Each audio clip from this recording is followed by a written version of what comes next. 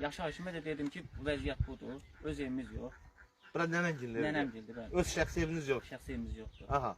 Torpaqsa dedim, heç olmasa Bakının qəbuluna gedəndə dedim.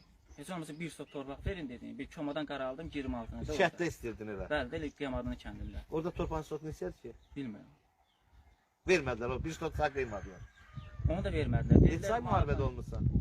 Demək, əvvəldən axıra kimi olmuşam. Yəni, dost verib döyüşdüm, 11-ci zat günü yaralanmışam. 11 gün heç olmasa bir 15 sot yer almışdın mı? Bəli, bəli, yaralamışam. Amma 11 sotun sabırdan vermir. Vermirlər. Nəinki heç. Bir insan var, o yaxın gedə biləcək, heç bir şey. Gedirəm, deyirəm, kəndin bələdiyyəsində də zəng et deyirəm. Deyir ki, gedənin hara qəlbidir? Əzənə.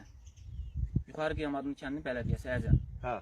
Deyirəm ki, müharibə olmasa oradan bir qaralanmadır, orada yer ver. Deyir ki, gedənin hara qəlbidir? Qoy ora.